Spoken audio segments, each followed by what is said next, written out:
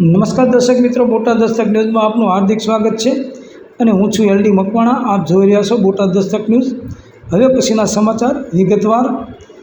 15 વર્ષથી ફરાર બળાત્કારના આરોપીની ધરપકડ।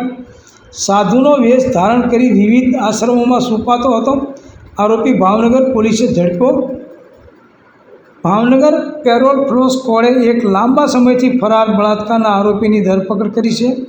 આરોપી રાજુ માણસુરભાઈ બોદર છેલ્લા 15 વર્ષથી પોલીસથી બચવા સાધુનો વેશ ધારણ કરીને વિવિધ આશ્રમોમાં રહેતો હતો।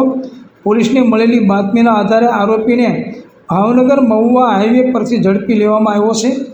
પકડાયેલા આરોપીની ઓળખ રાજુ ઉર્ફે ભગવાનદાસ માણસુરભાઈ બોદર ઉંમર વર્ષ 50 તરીકે થઈ છે। તે મૂળ ભાવનગર જિલ્લાના જેસર તાલુકાના ઈટિયા ગામનો રહેવાસી છે। હાલમાં તે દેવભૂમિ દ્વારકા જિલ્લાના કલ્યાણપુર તાલુકાના ધતુરિયા ગામમાં રહેતો હતો।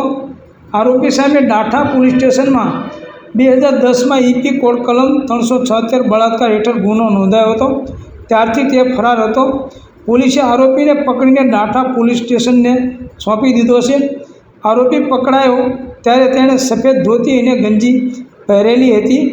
એ ખરેખર દર્શક મિત્રો, આવા બધા જે સંતો મહંતો છે એમાં ઘણા બધા એવા છે કે જે ચોરી, લૂંટ, ડકાયત, બળાત્કાર આવું બધું કરેલા છે।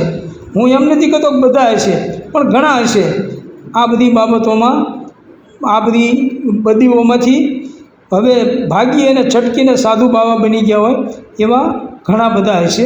હું બધાને નથી કહેતો, પણ ઘણા છે। સૌજન્ય દિવ્યા ભાસ્કર, બોટાદ દસ્તક ન્યૂઝ, LD મકવાણા, બોટાદ।